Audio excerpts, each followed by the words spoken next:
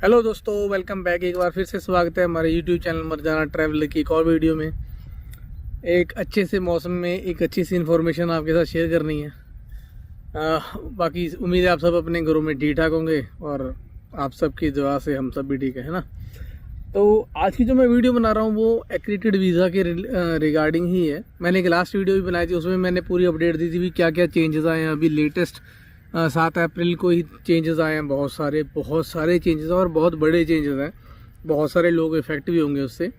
तो भाई चेंजेस तो आ गए हैं। अब चेंजेस का करना क्या है, देखो मैं हमेशा ही बोलता रहता हूँ भाई ठीक है, एक्रेडिटेड वर्क वीज़ा पे आप आगे 3 साल का आ गया या 5 साल का भी कईयों का लग गया था पहले, कईयों का एक्सटेंशन वाले में आगे भी हाँ उनको एक्सटेंशन 2 साल का मिलेगा।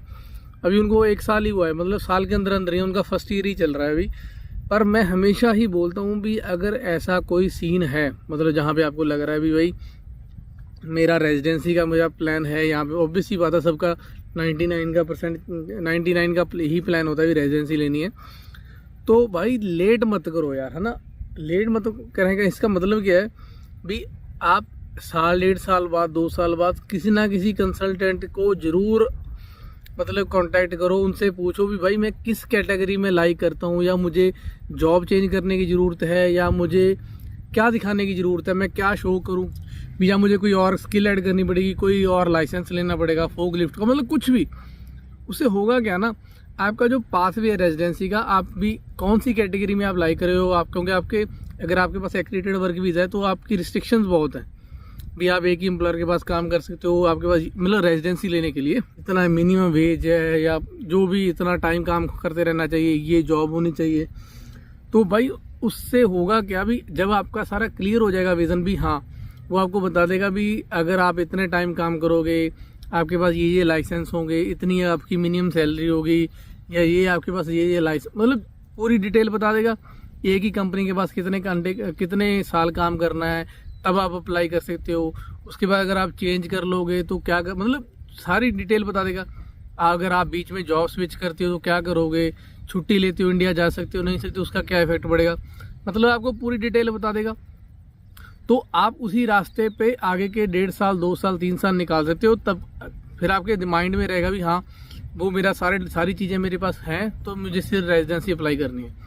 अब इसका नुकसान क्या था, जो इस चीज़ को फॉलो नहीं करते, सपोज करो आपका 3 साल का वीज़ा लगा, अब आपने 3 साल का वीज़ा लगा, जब आपका वीज़ा 6 महीने का रह गया तब आपको समझ में आ रहा भी यार अब मैं क्या करूं, अब मैं ना रेजिडेंसी का देखता हूं। उस टाइम पे रेजिडेंसी का क्या होता है, तो जब आप किसी कंसल्टेंट के पास जाते हो वो आपको बताता है भाई यार अब तो आप लेट हो गए, अगर आप जब आए थे तभी आप साथ ही ये चीज़ कर लेते तो अब आपको 1.5 साल का आपका एक्सपीरियंस हो जाता उस चीज़ में, तो आपको ये मिल जाता। मतलब सपोज करो उसने कोई बोल ही दिया भी आपको कोई XYZ लाइसेंस बना लो, या XYZ आप कोर्स कर लो, कोई भी कुछ भी, मतलब जरूरी नहीं भी कोई स्टडी का कोर्स है, कोई ट्रेड कोर्स भी हो सकता है, कोई स्किल का भी हो सकता है भी आप साथ ही साथ ये कर लो। जब तक आपका एक्रेडिटेड खत्म होगा 1 साल का वो हो जाएगा, 1.5 साल का वो हो जाएगा, मतलब वो भी आपकी हेल्प हो जाएगा, उससे आप इस लिस्ट में आ जाओगे, ग्रीन लिस्ट में आ जाओगे, या वो फलाना निमकाना, मतलब 100 ऑप्शन निकाल सकते हैं वो, क्योंकि आपके पास अभी उन चीज़ों को जो भी वो चीज़ें ऑप्शन बताएगा आपको उन सबको करने का आपके पास प्रॉपर टाइम होगा, क्योंकि आपका पहला वीज़ा एक्रेडिटेड वर्क वीज़ा 3 साल का लग चुका है। तो आप 3 साल को ख़राब मत करो सिर्फ काम करने में।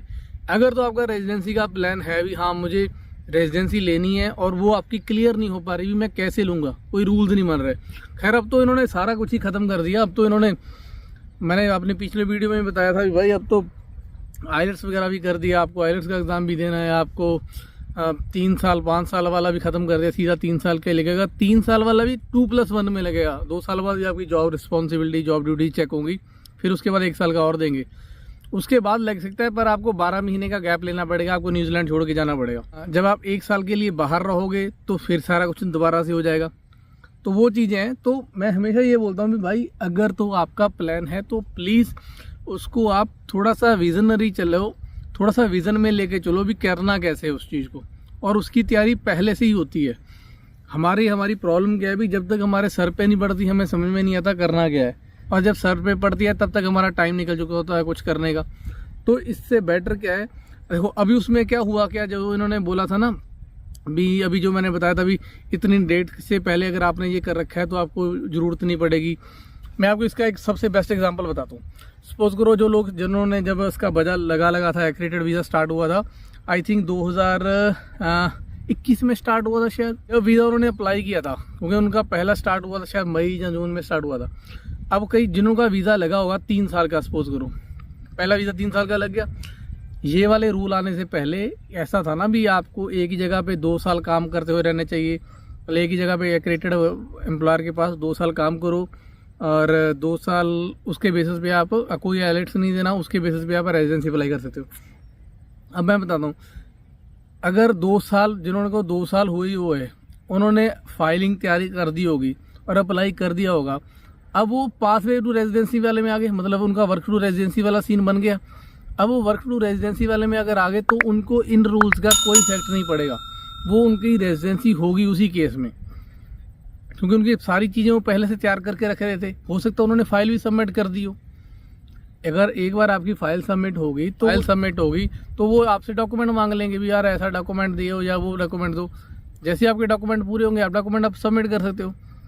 अगर उन्होंने मांगे, ज़्यादा से ज़्यादा क्या हो जाएगा, मतलब रिजेक्शन हो जाएगा। पर ये तो आप देखो ना, ये तो बिल्कुल केस ही ख़त्म कर दिया, मतलब आपके चांसेस ही ख़त्म कर दिए। अभी रेजिडेंसी अब होगी ही नहीं इस केस में, थोड़ा नहीं बहुत टफ हो गया। और तो इसलिए मैं बार बार बोलता हूँ भी भाई अगर कुछ भी करना है, चाहे स्टडी है, वर्क वीज़ा है, विजिटर वीज़ा है, कुछ भी करना है, थोड़ा सा दिमाग में लेके चलो, थोड़ा सा विजन लेके चलो भी भाई मुझे इतने टाइम में ये स्टेप, मतलब स्टेप बाय स्टेप ये करना है, ये करना है, ये करना है, जो भी करना है करते रहो साथ साथ। वेट मत करो कोई ना कर लेंगे, इतना पड़ा है टाइम करना कर लेंगे। यहाँ कुछ नहीं पता कब रूल्स आ जाए, और जब रूल आ गए कई बार आप देखो जैसी रूल है भी हाँ उसी दिन से लागू कर दिए, तो टाइम भी नहीं दिया। तो बेटर है भाई जो काम करना है, अगर आपका क्लियर है भी ये करना है तो तैयारी रखो उसकी, ठीक है। बस इतना सा समझाना था आपको, बाकी आप समझदार हो। बाकी फिर बताऊंगा अगर कोई और अपडेट आती है तो आपके साथ शेयर करता हूँ। बाकी खुश रहो, प्यार बांटते रहो, ऐसे ही ख्याल रखो अपना। मिलते हैं आपको नेक्स्ट वीडियो में, तब तक के लिए रब रखा।